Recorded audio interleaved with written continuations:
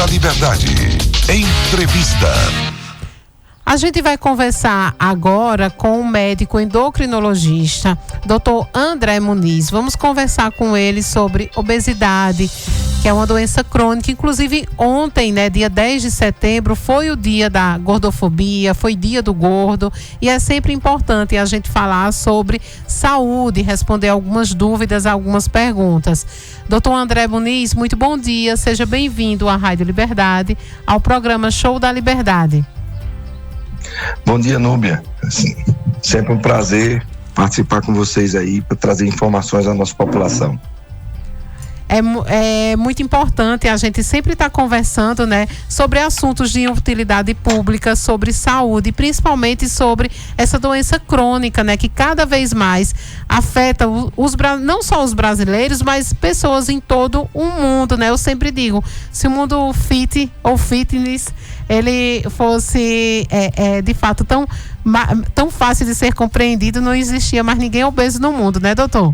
Isso só comprova o quanto essa doença crônica ela é difícil de ser tratada. Você foi muito feliz em relembrar que a obesidade é uma doença, e é uma doença crônica que precisa de tratamento durante toda a vida, E prevenção, principalmente, que é a melhor forma de tratar, a forma mais barata. Mas é uma doença complexa, uma doença que mexe com fatores genéticos, fatores orgânicos, hormonais. Então, muitas vezes só quebrar o balanço de fornecimento de energia e gasto de energia não é suficiente para vencer a obesidade. Então, por isso que a gente tem que lançar todas as estratégias disponíveis. É uma pandemia mundial, a obesidade afeta todo o mundo e de forma muito significativa o nosso Brasil.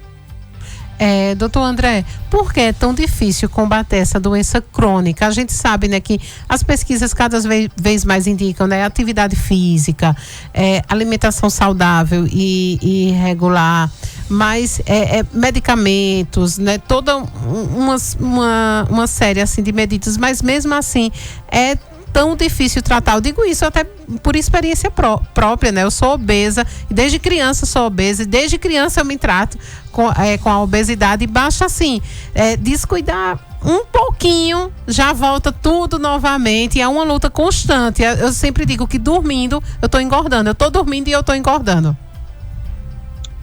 Sim, e é possível, porque nos mecanismos de defesa, à medida que você começa a perder peso, seu organismo diminui o seu gasto energético, a célula de gordura, ela não morre, ela murcha e fica latente, esperando que você tenha um novo desbalanço nesse fornecimento de energia, de gordura, e ela volta a crescer.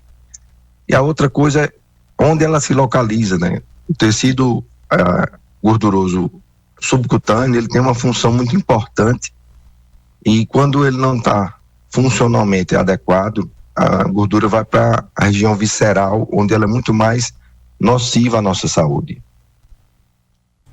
Exatamente. A gente tem pergunta aqui, quem manda é a Vívia, do bairro Caiucá. Ela manda a seguinte pergunta: sou obesa e tenho 2 filhas. Uma, eu já vejo que puxou um pouco mais a família do pai, ela é magra, mas a outra puxou a mim, já é bem gordinha. Uma tem 6 anos e a outra 4 anos. O que devo fazer? É super importante isso, porque esse tema da obesidade na infância e na adolescência é a nossa preocupação atual, porque metade dessas crianças podem se tornar adultos obesos se nenhuma intervenção for feita nesse processo. É claro que os fatores genéticos, eles são preponderantes em algumas situações, mas existem genes que são ativados pelo ambiente que ele é exposto. Então, se a criança é exposta a um ambiente de altas cargas de caloria, consumo elevado de gordura, de açúcar, dos ultraprocessados, baixo nível de atividade física, um alto consumo de telas, isso tudo vai contribuir para a gênese da obesidade, para a criança desenvolver um sobrepeso e obesidade.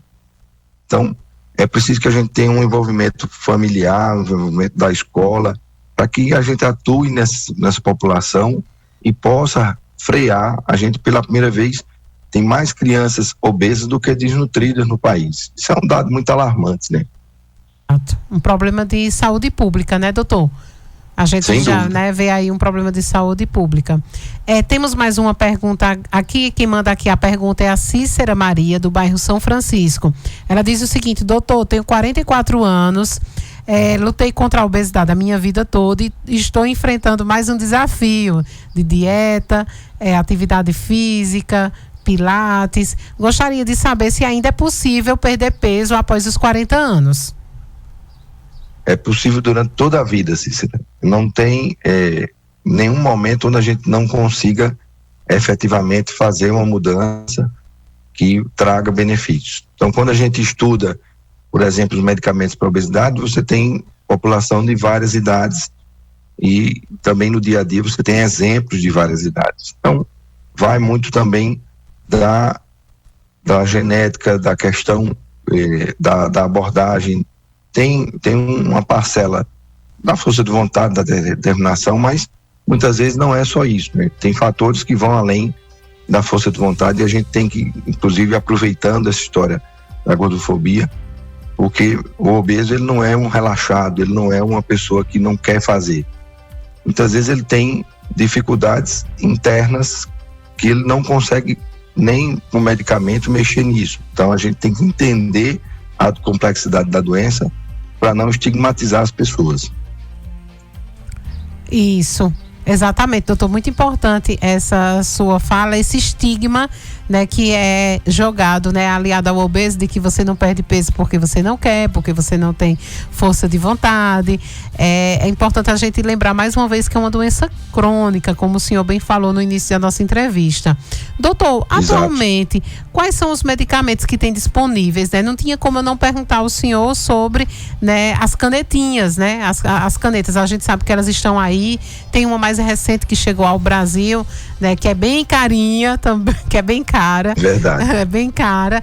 E as pessoas falam, né, sobre as canetinhas. O que é que o senhor pode falar sobre elas?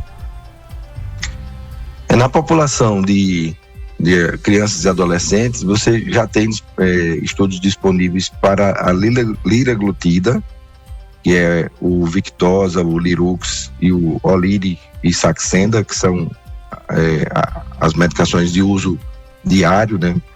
E também tem para a semaglutida, que é o Ozempic e o Wegovy. Ainda não tem estudos em crianças para a tirzepatida, que é o Mounjaro. O Mounjaro está aprovado só a partir de 18 anos, mas na população adolescente você também pode dispor do uso das canetas a partir de 12 anos e a liraglutida a partir de 6 anos. Entendi. Doutor, temos mais perguntas aqui para o senhor. Bom dia, doutor. O cálculo do IMC vale como regra ou tudo vai da composição corporal? Eu tenho 1,57 de altura e estou pesando 83 quilos. Todo mundo acha que eu peso demais, mas o meu corpo não mostra, porque eu estou acima do peso. Mas tenho essa dúvida. É a Amanda da Cidade Alta. Excelente essa pergunta de Amanda.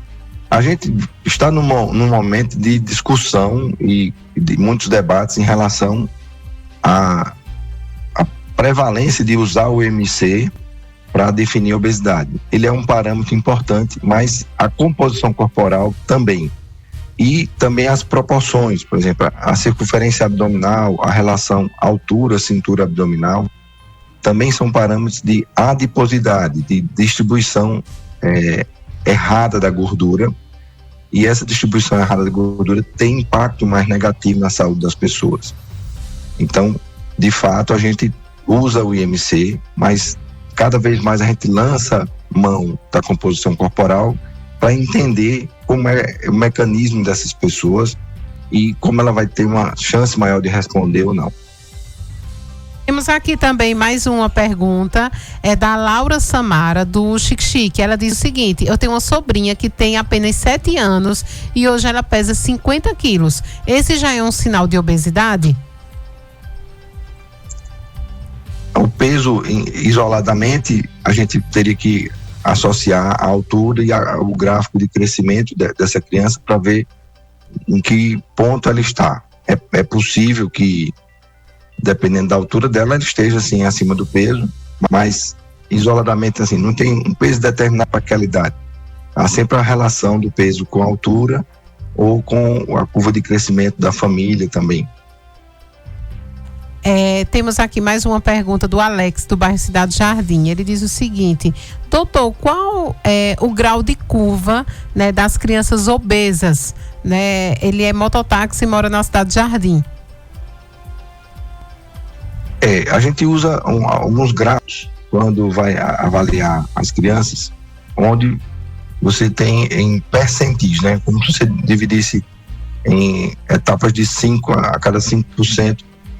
Então, quando essa criança está acima do percentil 90 de peso, normalmente ela tem peso elevado, ou seja, menos de 10% das crianças deveriam ter aquele peso. E aí, quando você encontra muitas crianças naquele local, quer dizer que o índice de sobrepeso naquela população está muito alto.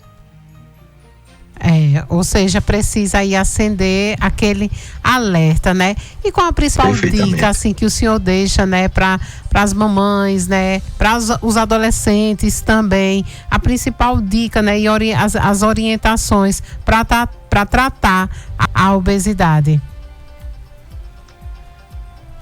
Eu diria que a orientação seria para prevenção, né? Hoje o nosso combate é ao sedentarismo, né? O sedentarismo é um fator muito importante que contribui na gênese do sobrepeso e da obesidade. O consumo de ultraprocessados e dos fast foods, que é um grande vilão nesse processo, e a gente tem que combater o uso exagerado das telas e o sono disfuncional. Um sono não reparador também é um fator importantíssimo na gênese da obesidade em qualquer idade.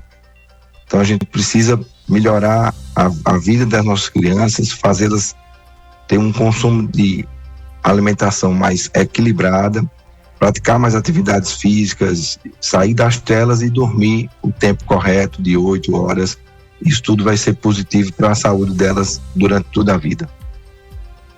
Doutor André Muniz, eu quero agradecer sua participação aqui conosco no programa Show da Liberdade, da Rádio Liberdade. Foi um prazer conversar com o senhor, esclarecendo dúvidas sobre esse tema sempre tão importante para a nossa sociedade, que é falar sobre obesidade. Eu que agradeço, Núbia. Um forte abraço e até uma próxima vez. Um abraço. Bom dia a todos aí que nos acompanham pela Rádio Liberdade. Conversamos no programa Show da Liberdade com o médico endocrinologista, doutor André Muniz.